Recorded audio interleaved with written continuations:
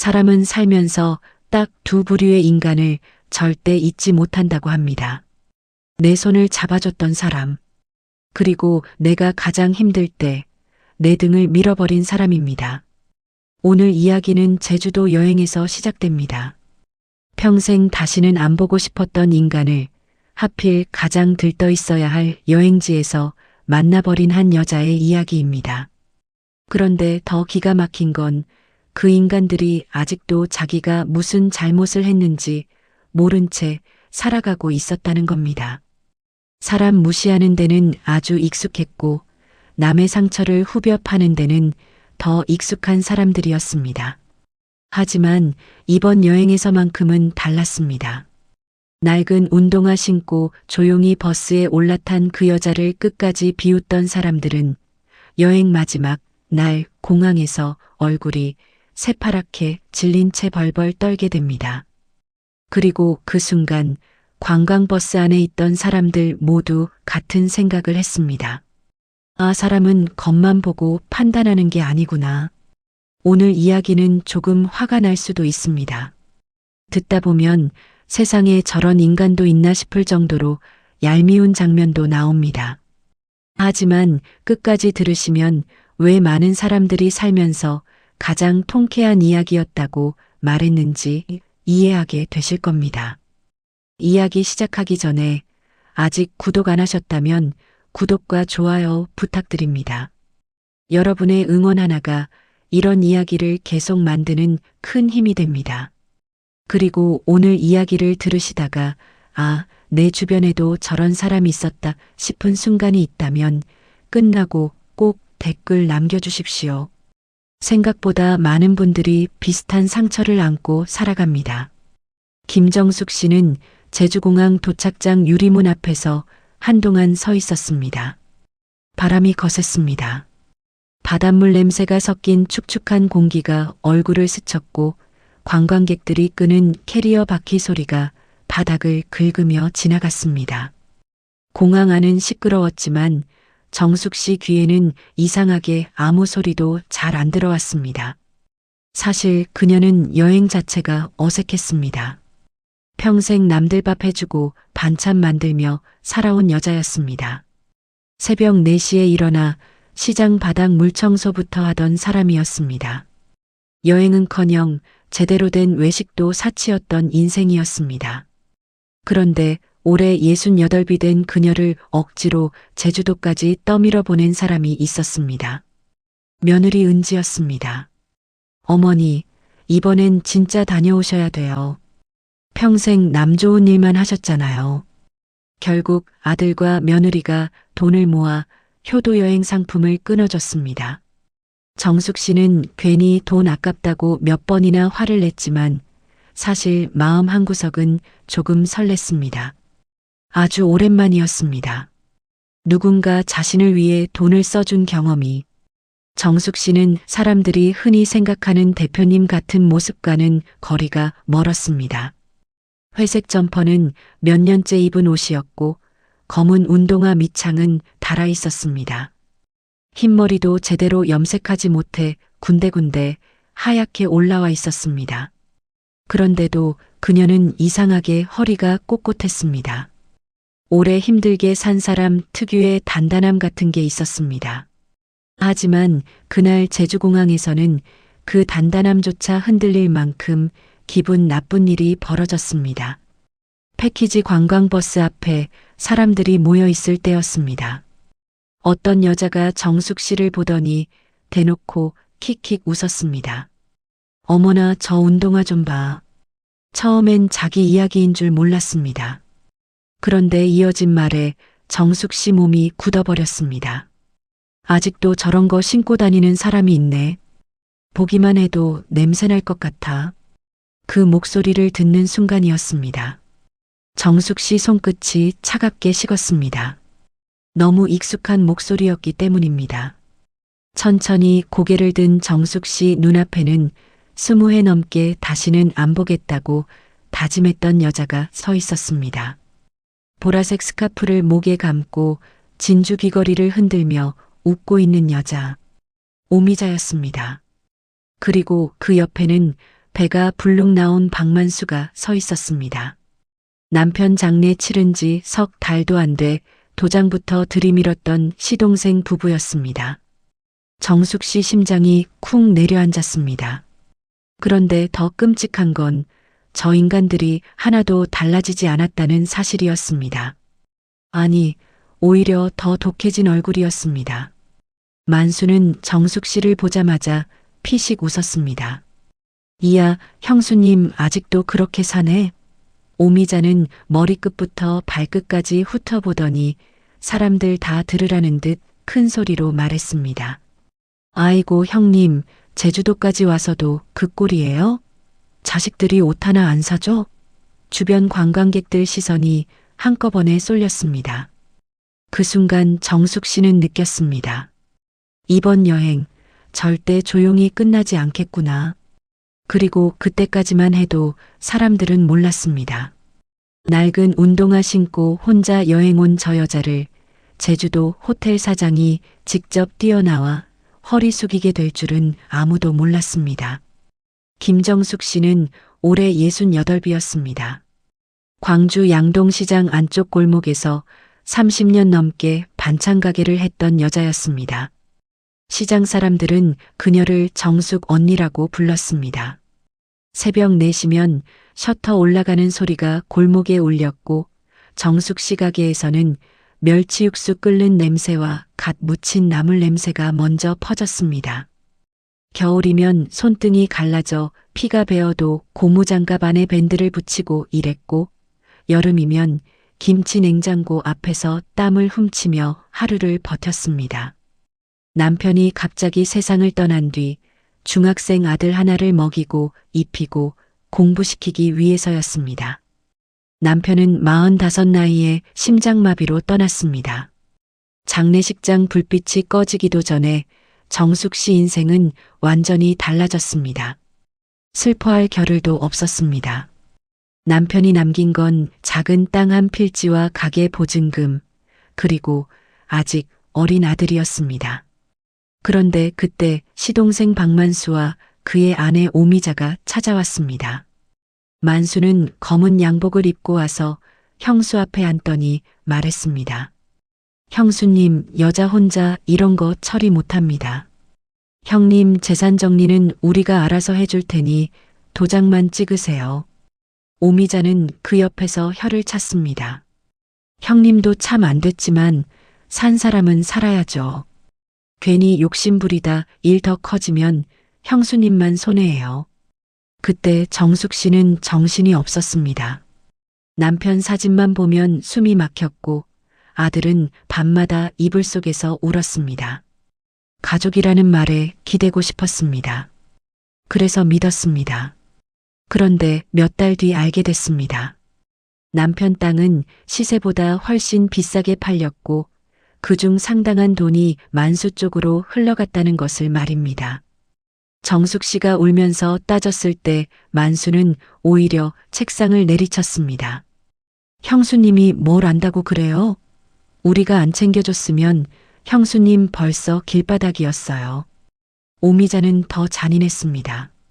남편 복도 없는 사람이 돈복까지 바라면 안 되죠. 그 말 한마디가 정숙 씨 가슴에 평생 박혔습니다. 그날 이후 정숙 씨는 시댁과 연을 끊었습니다. 남편 제사도 혼자 지냈고 명절에도 아무데도 가지 않았습니다. 낮에는 반찬을 만들고 밤에는 아들 학원비를 계산했습니다. 울고 싶을 때마다 찬물에 손을 담갔습니다. 손이 시리면 마음이 조금 덜 아픈 것 같았습니다. 그렇게 세월이 갔습니다. 아들 태우는 독하게 공부해서 변호사가 되었고 며느리 은지는 정숙 씨를 친정엄마처럼 챙겼습니다. 정숙 씨도 반찬 가게를 정리한 뒤 그냥 쉬지 않았습니다. 평생 쌓은 손맛과 거래처, 신뢰로 어르신 도시락 업체를 세웠습니다. 이름은 효담푸드였습니다. 처음엔 작은 주방 하나로 시작했지만 지금은 복지관과 요양시설에 도시락을 납품하고 호텔 시니어, 식단 자문까지 맡을 정도로 커졌습니다. 하지만 정숙 씨는 여전히 낡은 점퍼를 입고 다녔습니다. 좋은 옷을 사도 불편했고 새 신발을 신으면 발이 아팠습니다. 그녀에게 중요한 건 겉모습이 아니라 매일 따뜻한 밥이 제때 나가는 일이었습니다. 그런 정숙 씨에게 며느리 은지가 어느 날 봉투 하나를 내밀었습니다. 어머니, 제주도 다녀오세요. 이번엔 거절하지 마세요. 정숙 씨는 당황해 손사래를 쳤습니다. 내가 무슨 제주도냐? 회사 일도 바쁜데. 은지는 웃으며 말했습니다. 회사는 저희가 봅니다. 어머니는 평생 남들 밥만 챙기셨잖아요. 이제 어머니 마음도 좀 챙기세요. 아들 태훈도 거들었습니다. 엄마, 이번엔 그냥 쉬세요. 아무 일도 안 생기게 제가 다 준비했습니다. 정숙 씨는 못 이기는 척 짐을 쌌습니다. 회색 점퍼, 얇은 스카프, 오래 신은 검은 운동화, 그리고 며느리가 넣어준 작은 용돈 봉투. 제주공항에 도착한 날 바람은 세게 불었고 사람들은 들떠 있었습니다. 정숙 씨는 패키지 버스 앞에서 명단을 확인하며 조용히 서 있었습니다. 그때 누군가 뒤에서 웃었습니다. 어머, 저 운동화 좀 봐. 제주도까지 와서 저런 걸 신고 다니네. 처음엔 모르는 사람의 무례한 농담인 줄 알았습니다. 그런데 이어진 목소리에 정숙 씨의 피가 순간 얼어붙었습니다. 아이고 형님, 아직도 그렇게 사세요? 정숙 씨가 천천히 돌아섰습니다. 보라색 스카프에 진주 귀걸이를 한 오미자, 그리고 배가 나온 박만수가 서 있었습니다. 20해 동안 꿈에서도 다시 보고 싶지 않았던 사람들. 오미자는 정숙 씨를 머리끝부터 발끝까지 훑으며 사람들 다 들으라는 듯 말했습니다. 자식이 변호사라도 됐어요? 왜 이렇게 혼자 초라하게 와요? 만수는 피식 웃으며 덧붙였습니다. 형수님 팔자는 여전하네. 정숙 씨는 아무 말도 하지 않았습니다. 다만 손가방 끈을 꽉 쥐었습니다. 그때까지만 해도 버스 앞에 모인 사람들은 아무도 몰랐습니다.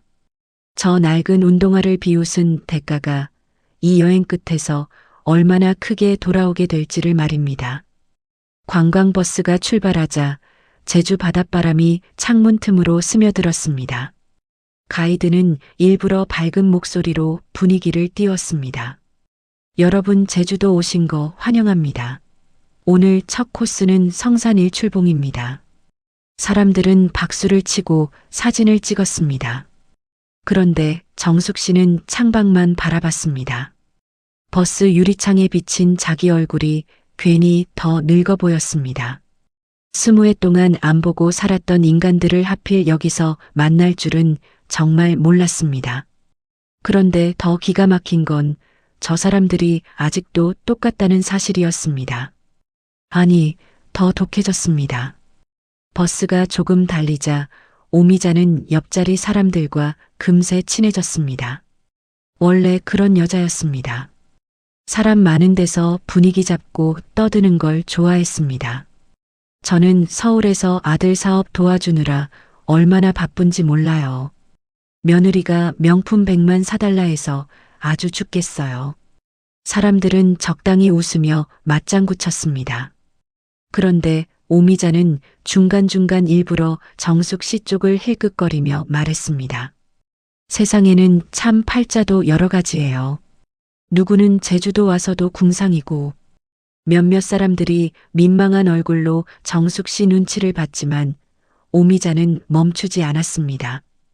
그러다 단체 사진 찍는 순간 결국 사고를 쳤습니다.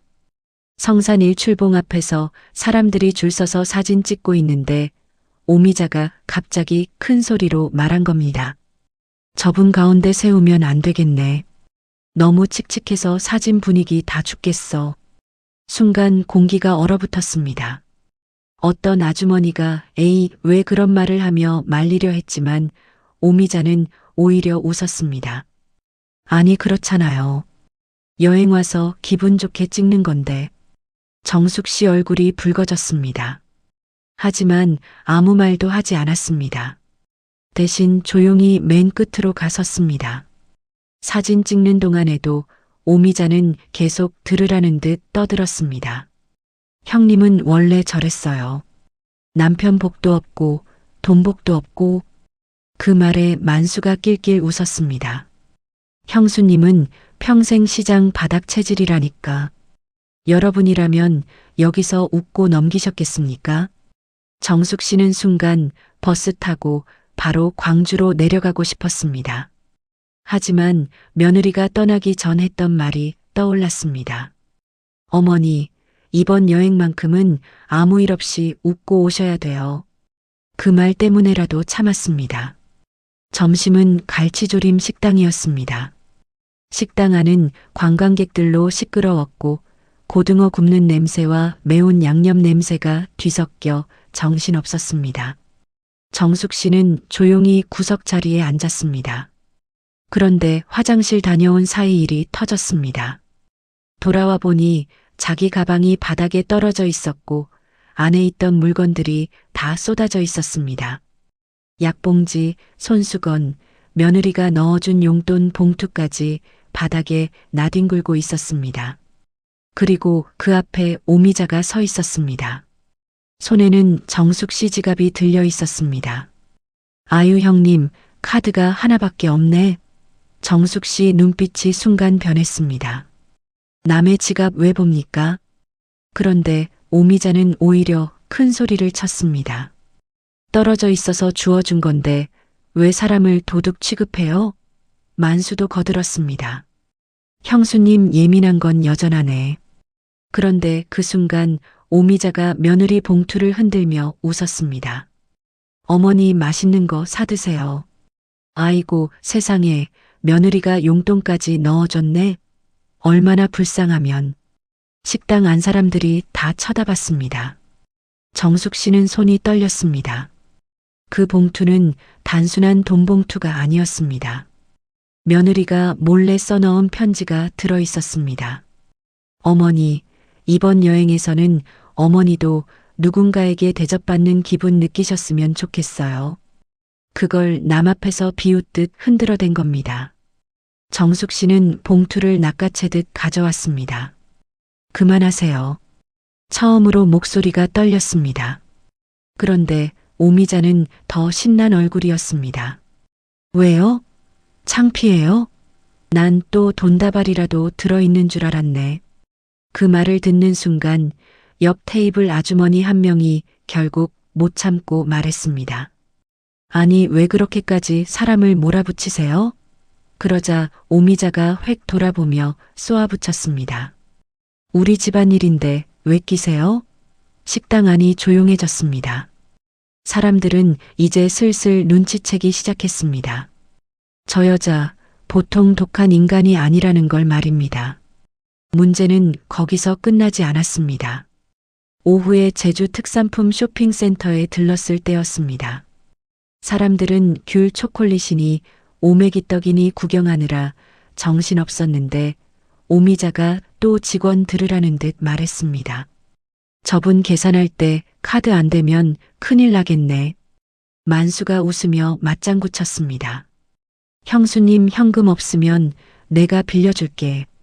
주변 사람들이 불편해했지만 정숙 씨는 그냥 조용히 쇼핑 릴을 내려놨습니다.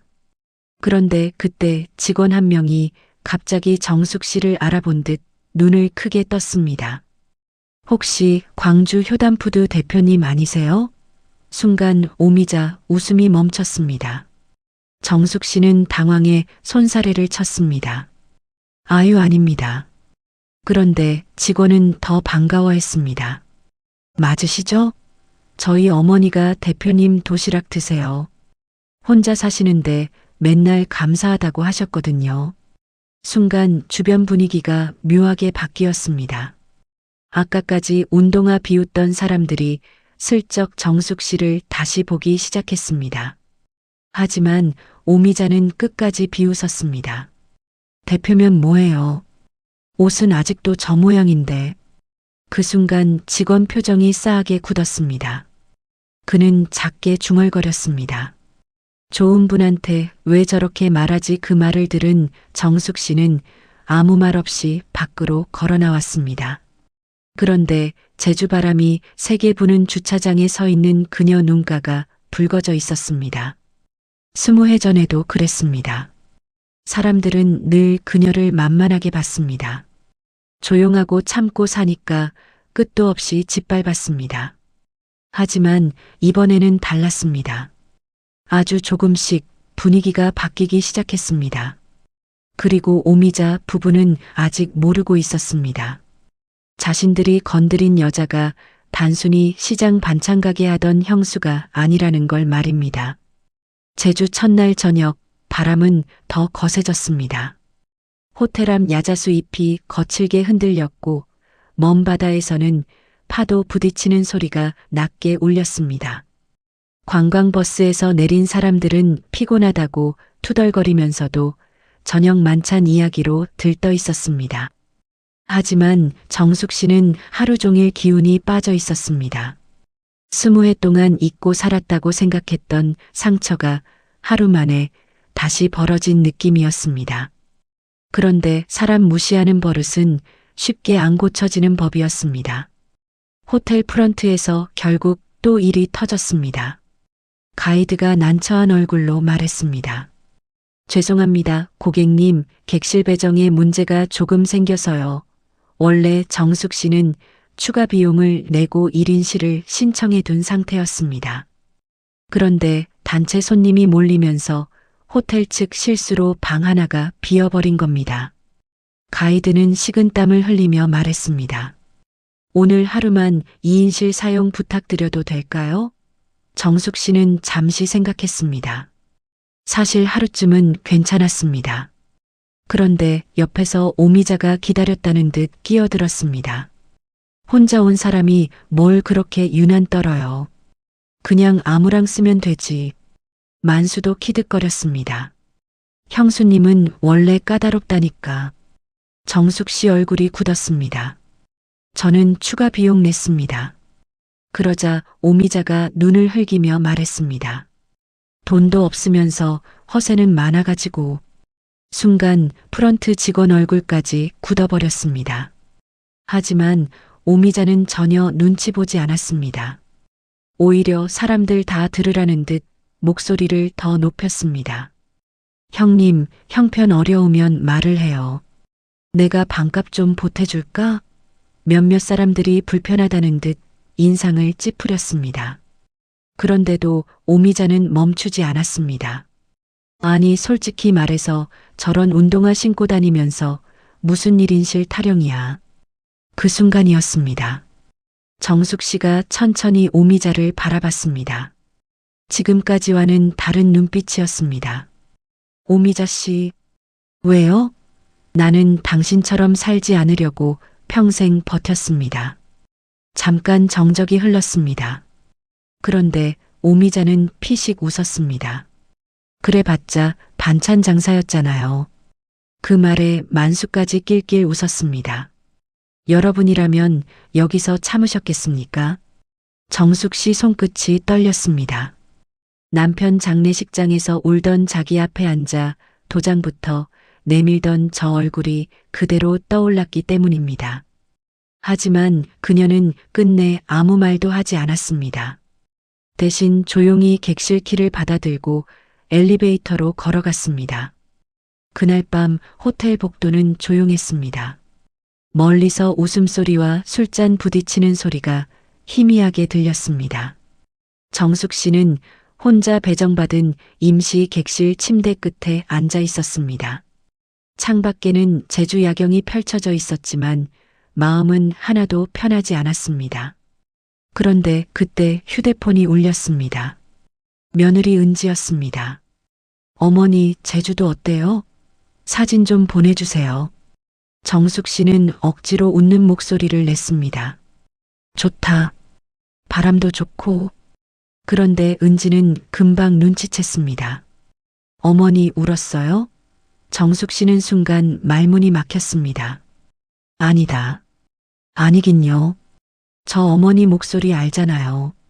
그 말에 정숙 씨 눈가가 붉어졌습니다. 하지만 끝내 여행 망치기 싫었습니다. 괜찮다. 그냥 좀 피곤해서 그래. 은지는 잠시 말이 없었습니다. 그리고 조용히 물었습니다. 혹시 시댁 사람들 만난 거예요? 정숙 씨 손이 멈췄습니다. 며느리는 이미 알고 있었습니다. 정숙 씨가 평생 어떤 상처 안고 사는지 말입니다. 한참 침묵하던 정숙 씨가 결국 작게 말했습니다. 응, 만났다. 그 순간 전화기 너머에서 은지 숨소리가 거칠어졌습니다. 어머니, 지금 어디예요? 제가 내려갈까요? 정숙 씨는 급히 말했습니다. 아니다. 괜찮다. 그런데 사실 괜찮지 않았습니다. 낮에 사람들 앞에서 지갑 뒤지고 운동화 비웃고 남편 이야기까지 꺼낸 순간마다 속이 찢어졌습니다. 정숙 씨는 전화를 끊고 한참 창밖만 바라봤습니다. 그런데 그때였습니다. 복도에서 시끄러운 웃음소리가 들렸습니다. 문틈 사이로 오미자 목소리가 들려왔습니다. 아유, 진짜 웃기지 않아요? 아직도 형님이 자기가 뭐 되는 줄 알아. 만수도 술 취한 목소리로 떠들었습니다. 형수님은 평생 궁상팔자야. 그 말에 방문 손잡이를 잡고 있던 정숙 씨 손등 핏줄이 툭 튀어나왔습니다. 그리고 처음으로, 정말 처음으로 그런 생각이 들었습니다. 이번엔 그냥 안 넘어간다. 다음 날 아침 우도 가는 배 안에서도 오미자는 끈질겼습니다. 일부러 정숙 씨 옆자리에 앉더니 귓속말로 속삭였습니다. 형수님, 아직도 우리 원망해요? 정숙 씨는 대답하지 않았습니다. 바다 위 안개가 짙었습니다. 그런데 오미자는 더 잔인한 말을 꺼냈습니다.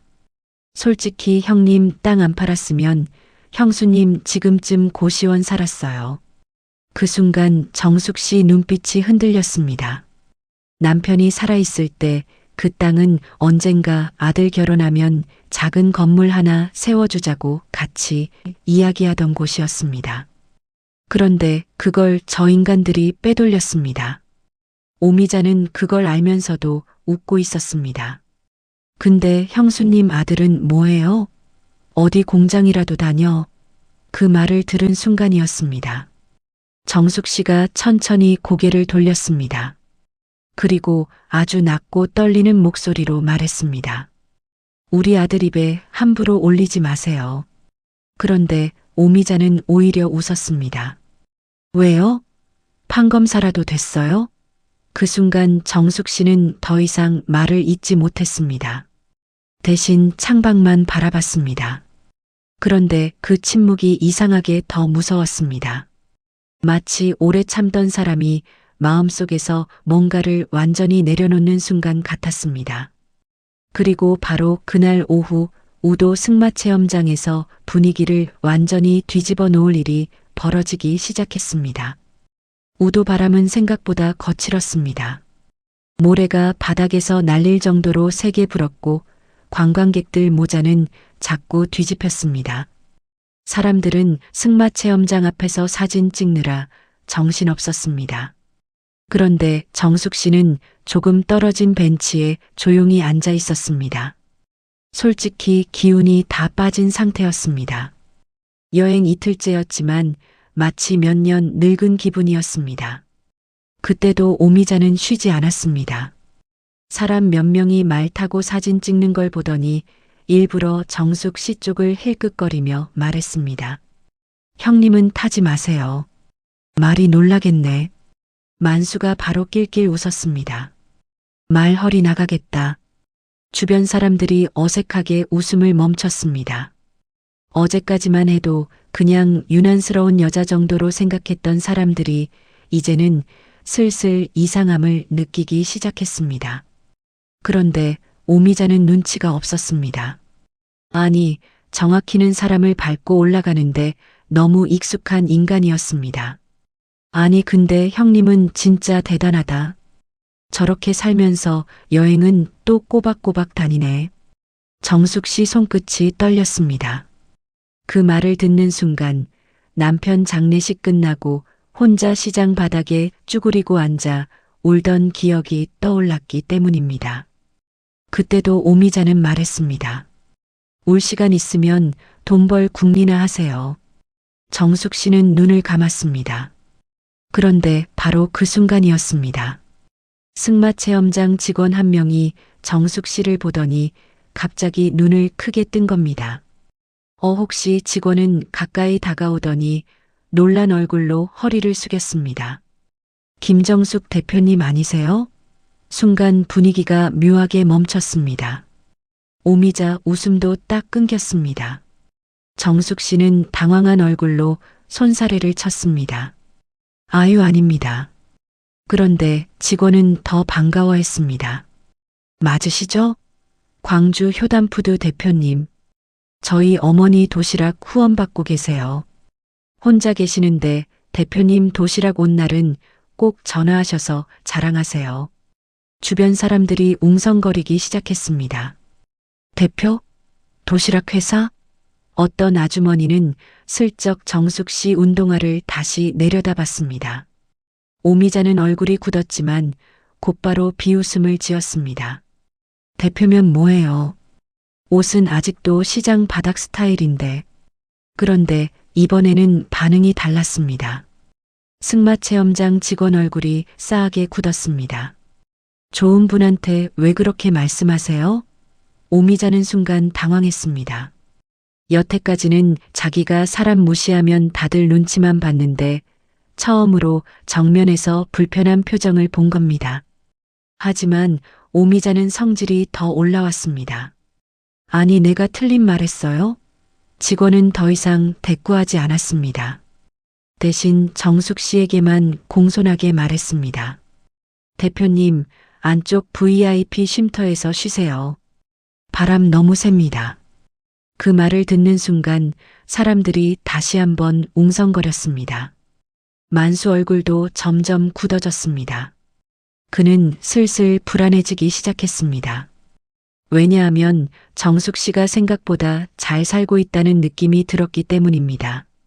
하지만 아직은 몰랐습니다. 진짜 무서운 건 이제 시작이라는 걸 말입니다. 그날 오후 버스 안 분위기는 전날과 완전히 달랐습니다. 어제까지만 해도 오미자 말에 웃던 사람들이 이제는 슬슬 거리를 두기 시작했습니다. 특히 단체 사진 때 같이 웃던 아주머니 둘은 아예 다른 자리로 옮겨 앉았습니다. 그런데 오미자는 그걸 눈치채고 더 예민해졌습니다. 왜 다들 조용해요? 여행 와서 분위기 왜 이래? 아무도 대답하지 않았습니다. 그때 가이드가 조심스럽게 마이크를 잡았습니다. 잠시 후 호텔 도착하면 저녁 만찬 준비되어 있습니다. 그런데 만수가 술 기운도 없는데 갑자기 큰 소리 쳤습니다. 오늘은 형수님이 한턱 내야겠네. 대표님이라며? 몇몇 사람들이 인상을 찌푸렸습니다. 그런데 정숙 씨는 조용히 창밖만 바라봤습니다. 그 모습이 이상하게 더 사람들 신경을 건드렸습니다.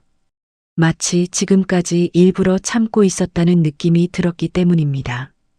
그리고 바로 그날 저녁 호텔 연회장에서 결국 터질 일이 터졌습니다. 연회장 안은 시끌시끌했습니다.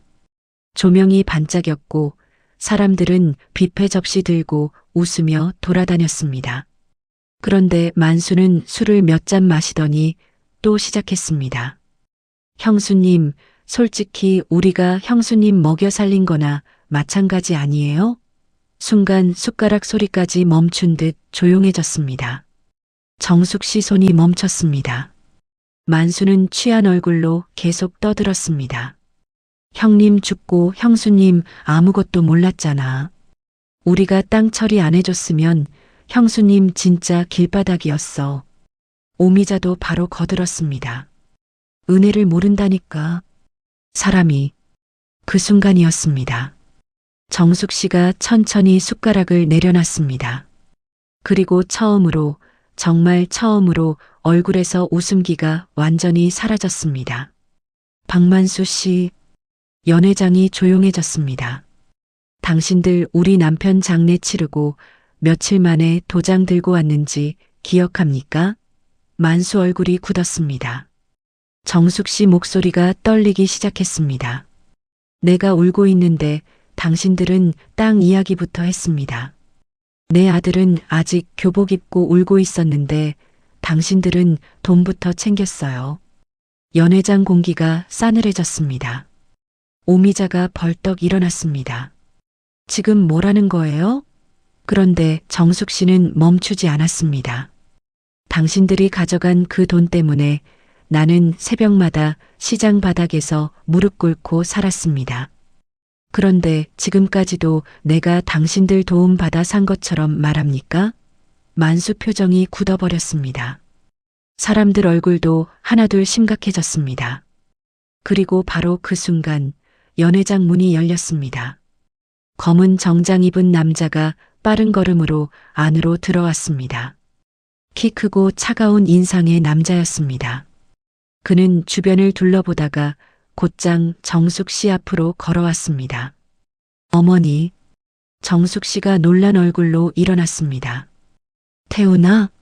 그런데 그 뒤를 따라 들어온 호텔 지배인이 허리를 숙이며 말했습니다. 변호사님, 회의실 준비됐습니다. 순간 연회장 안 사람들 표정이 싹 바뀌었습니다. 오미자 얼굴에서 웃음기가 완전히 사라졌습니다.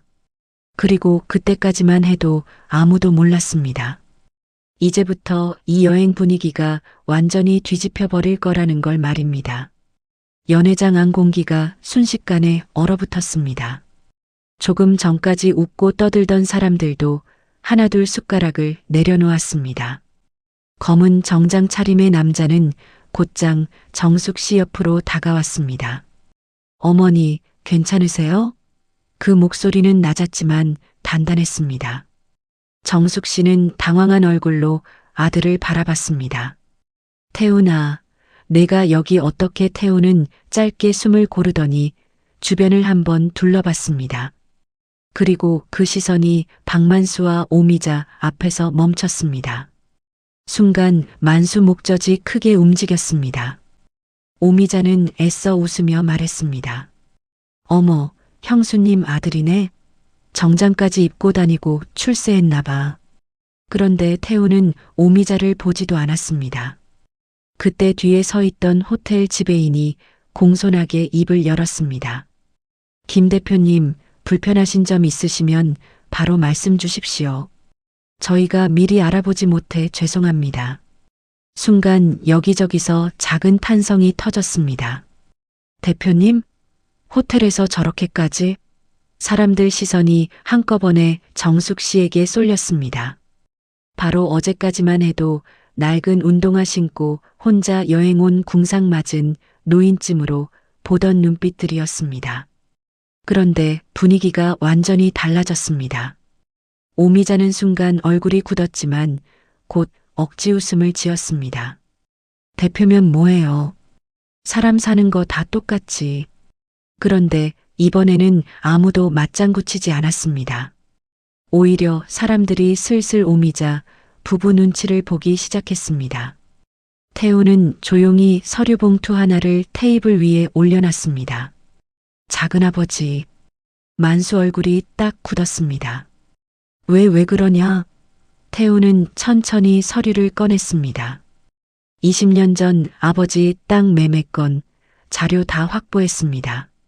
순간 만수 손에 들린 술잔이 흔들렸습니다. 오미자가 다급하게 소리쳤습니다. 지금 그걸 왜 꺼내? 태우는 차갑게 웃었습니다. 오늘 어머니한테 하신 말씀 듣고 확신했습니다. 사람은 안 변한다는 거. 그리고 서류 한 장을 만수 앞으로 밀었습니다. 실거래 금액, 당시 입금 내역, 차액 흐름까지 전부 확인했습니다. 만수 얼굴이 새파랗게 질렸습니다. 그걸 본 사람들 눈빛도 달라졌습니다. 단순한 집안 싸움이 아니었던 겁니다. 진짜로 누군가의 눈물 위에 올라탄 사람들이었다는 걸 다들 느끼기 시작했습니다. 그런데 더 무서운 건 그 다음이었습니다. 태훈이 낮은 목소리로 말을 이었습니다. 그리고 작은아버지 아들 회사 초기 자금 흐름도 확인했습니다. 만수 눈동자가 크게 흔들렸습니다. 야, 가족끼리 왜 이래? 그 순간 태훈이 처음으로 피식 웃었습니다. 그런데 그 웃음이 더 무서웠습니다. 가족이었으면 그러면 안 됐죠. 연회장 안은 숨소리조차 크게 들릴 만큼 조용해졌습니다. 오미자는 갑자기 목소리를 높였습니다. 형수님, 이게 뭐예요? 사람들 앞에서 우릴 범죄자 만들 거예요? 그런데 정숙 씨는 아주 천천히 고개를 들었습니다. 그리고 낮고 떨리는 목소리로 말했습니다. 나는 20해 동안 당신들 욕 한 번 안 하고 살았습니다. 사람들 시선이 전부 정숙 씨에게 쏠렸습니다. 새벽마다 시장 바닥 물 청소하면서도 아들 도시락 싸면서도 당신들 저주 안 하려고 버텼습니다. 그런데 오늘 보니까 아직도 똑같더군요. 오미자 입술이 파르르 떨렸습니다. 정숙 씨는 말을 멈추지 않았습니다. 내 운동화 비웃었죠? 순간 오미자 얼굴이 굳었습니다. 이 운동화 신고 나는 시장 바닥 뛰었습니다. 아들 학원비 벌었고 직원 월급 줬고 혼자 사는 노인들 도시락 만들었습니다. 연회장 앞 몇몇 사람들이 조용히 고개를 숙였습니다. 당신들은 비싼 구두 신고 다녔겠죠. 그런데 나는 한 번도 당신들처럼 살고 싶었던 적 없습니다. 그 순간이었습니다. 어제 정숙 씨를 슬쩍 피해 다니던 아주머니 한 명이 갑자기 작은 목소리로 말했습니다. 대표님 멋지시다. 그 말을 시작으로 여기저기서 분위기가 완전히 달라지기 시작했습니다. 사람들은 이제 오미자 부부를 보는 눈빛 자체가 달라져 있었습니다. 그리고 오미자는 처음으로 느꼈습니다. 지금까지 자기가 밟고 다니던 사람이 사실은 훨씬 더 단단한 사람이었다는 걸 말입니다. 연회장이 끝난 뒤 분위기는 완전히 달라졌습니다. 어제까지만 해도 오미자 옆에 붙어서 웃던 사람들은 슬금슬금 자리를 피했습니다. 술잔 부딪히는 소리도 줄었고 사람들은 작은 목소리로만 이야기했습니다. 반대로 정숙 씨 쪽에는 사람들이 하나둘 다가오기 시작했습니다. 대표님, 저희 어머니도 혼자 계시는데 도시락 사업하신다니까 괜히 존경스럽네요. 어제는 몰랐어요. 죄송해요. 정숙 씨는 민망한 듯 손사래를 쳤습니다. 아유, 아닙니다. 그런데 그 모습을 멀리서 지켜보던 오미자 얼굴은 점점 일그러지고 있었습니다. 평생 자기보다 초라해 보이는 사람 깔보며 우월감 느끼고 살던 여자였습니다. 그런데 지금은 분위기가 완전히 뒤집혀 버렸습니다. 심지어 만수는 술도 덜 깬 얼굴로 연회장 구석에 멍하니 앉아 있었습니다. 태훈이 보여준 서류 때문이었습니다. 만수는 이제 알았습니다. 조카가 단순히 변호사인 수준이 아니라는 걸 말입니다. 이미 다 조사했고 마음만 먹으면 진짜 끝까지 갈 수도 있다는 걸 느끼고 있었습니다. 그런데 그날 밤 오미자가 또 사고를 쳤습니다. 호텔 복도에서 사람들 다 들으라는 듯 소리친 겁니다. 다 쇼야 쇼? 돈 좀 벌었다고 사람들 앞에서 우릴 망신 준 거잖아. 그 순간 복도 공기가 싸하게 얼어붙었습니다. 그런데 이번엔 반응이 달랐습니다. 어제 같았으면 모른 척 했을 사람들이 이제는 대놓고 오미자를 이상하게 보기 시작한 겁니다. 어떤 아주머니가 결국 참다 못해 말했습니다. 아주머니가 먼저 사람 무시했잖아요. 오미자 얼굴이 굳었습니다. 뭐라고요? 어제부터 계속 봤어요. 운동화 가지고 놀리고 가방 뒤지고 너무 심했어요. 오미자는 순간 말문이 막혔습니다. 평생 자기 편 들어주는 사람만 보고 살아온 여자였습니다. 그런데 처음으로 사람들이 등을 돌리는 걸 느꼈습니다. 그때 만수가 급히 오미자 팔을 잡아당겼습니다. 그만해. 그런데 오미자는 감정이 폭발해버렸습니다. 왜 나만 뭐라 그래? 당신이 시작했잖아. 그 말에 만수 얼굴이 확 일그러졌습니다. 입 다물어. 결국 둘은 호텔 복도에서 서로 삿대질하며 싸우기 시작했습니다. 관광객들이 방문 틈으로 다 쳐다보고 있었습니다. 그렇게 시끄럽던 두 사람은 처음으로 사람들 앞에서 우스운 꼴이 되어버렸습니다. 다음 날 제주공항 가는 버스 안은 이상할 만큼 조용했습니다. 어제까지만 해도 오미자 말에 웃던 사람들이 이제는 아예 눈도 안 마주쳤습니다. 심지어 조식 뷔페에서도 오미자 부부 옆은 끝까지 비어 있었습니다. 만수는 밤새 잠을 못 잤는지 얼굴이 퀭했고 오미자는 선글라스로 눈을 가렸지만 부은 얼굴이 다 보였습니다. 반면 정숙 씨는 오히려 담담했습니다. 창밖 바다를 조용히 바라보며 앉아 있었습니다. 그런데 버스가 공항 근처에 도착했을 때였습니다. 만수 휴대폰이 갑자기 크게 울렸습니다. 만수는 짜증 섞인 얼굴로 전화를 받았습니다. 그런데 몇 초 뒤 표정이 완전히 굳어버렸습니다. 뭐라고? 목소리가 떨렸습니다. 지금 세무조사가 나온다고? 오미자가 놀라서 만수를 쳐다봤습니다. 만수 얼굴이 순식간에 하얗게 질렸습니다. 아니 잠깐만. 전화기 너머로 고함치는 소리가 새어나왔습니다. 만수 아들이었습니다. 아버지 도대체 무슨 짓 하고 다닌 거예요? 그 순간 버스 안 공기가 얼어붙었습니다. 만수 손이 덜덜 떨렸습니다. 결국 그는 휴대폰을 떨어뜨리고 말았습니다. 툭! 버스 바닥에 떨어진 휴대폰 화면이 산산조각 났습니다. 오미자는 얼굴이 사색이 됐습니다. 여보 왜 그래? 그런데 만수는 대답도 못했습니다. 그동안 숨겨왔던 돈 문제, 회사 자금 흐름, 오래전 땅 거래까지 한꺼번에 터질지도 모른다는 공포가 얼굴에 그대로 드러났습니다.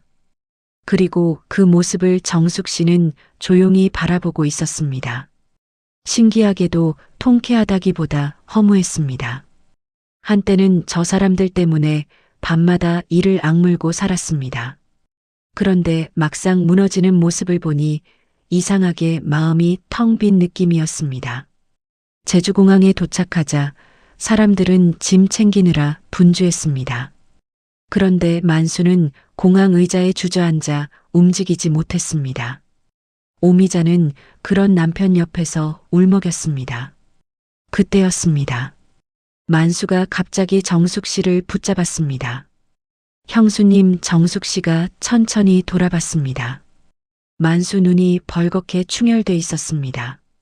한 번만 살려줘. 주변 사람들이 전부 숨죽이고 쳐다봤습니다. 20회 동안 큰 소리만 치던 사람이었습니다. 그런 사람이 공항 바닥에서 고개 숙이고 있었습니다. 그런데 정숙 씨는 한참 동안 아무 말도 하지 않았습니다. 그리고 아주 조용히 입을 열었습니다. 나는 당신들처럼 사람 밟고 올라간 적 없습니다. 만수 어깨가 툭 꺾였습니다. 하지만 정숙 씨 목소리가 떨렸습니다.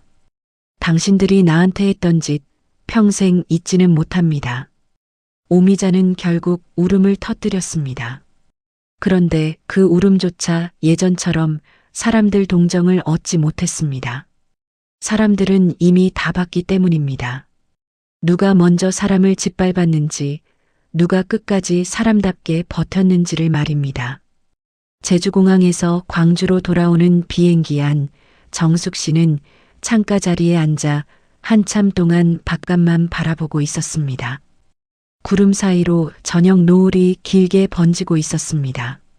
옆자리에서는 누군가 귤 초콜릿 봉지를 바스락거렸고 아이 우는 소리가 작게 들렸습니다. 평소 같으면 피곤해서 눈부터 감았을 텐데 그날은 이상하게 잠이 오지 않았습니다. 20회 동안 가슴에 돌덩이처럼 얹혀있던 감정들이 한꺼번에 움직인 탓이었습니다. 억울함, 분노, 서러움, 미움 그리고 아주 조금의 허무함까지 말입니다. 사실 정숙 씨는 제주 가기 전까지만 해도 이렇게까지 일이 커질 줄 몰랐습니다. 그냥 참고 지나가면 된다고 생각했습니다.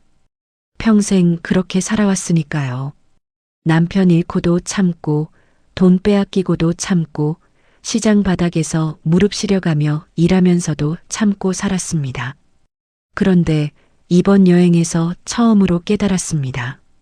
참는다고 다 좋은 사람 되는 건 아니라는 걸 말입니다. 어떤 사람들은 끝까지 선을 넘습니다. 그리고 누군가는 그 선을 멈춰 세워야 합니다. 광주공항에 도착하자 며느리 은지와 손녀가 마중 나와 있었습니다. 손녀는 정숙 씨 보자마자 달려와 안겼습니다. 할머니, 제주도 재밌었어요? 정숙 씨는 잠시 웃지 못했습니다.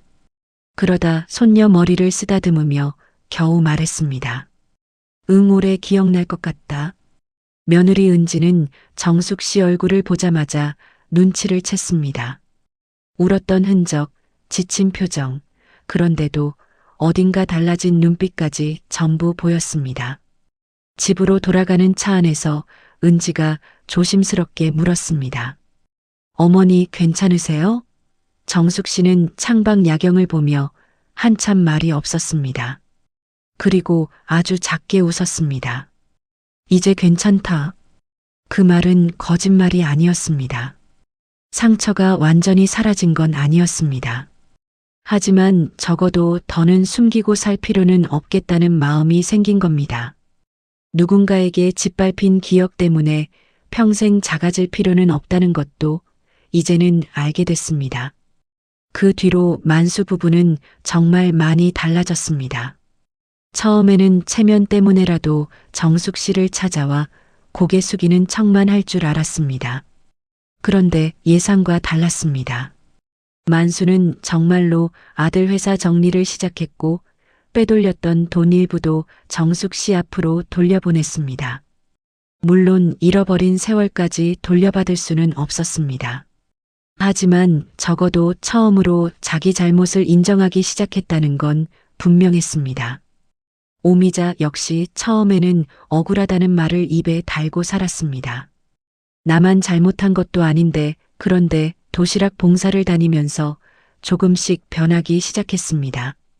혼자 사는 노인들 집에 들어가 보고 차가운 방 안에서 혼자 밥 먹는 사람들 얼굴을 보면서였습니다. 어느 날 오미자가 도시락을 전해드리는데 한 할머니가 손을 꼭 붙잡고 말했습니다. 고마워요. 오늘 처음 사람 얼굴 봤네. 그날 집에 돌아오는 길에 오미자는 차 안에서 한참 울었다고 했습니다. 정숙 씨는 그 이야기를 듣고도 별다른 말을 하지 않았습니다. 다만 속으로 생각했습니다. 사람은 벌받아서 변하는 게 아니라 부끄러움을 느낄 때 변하는 거라고 말입니다.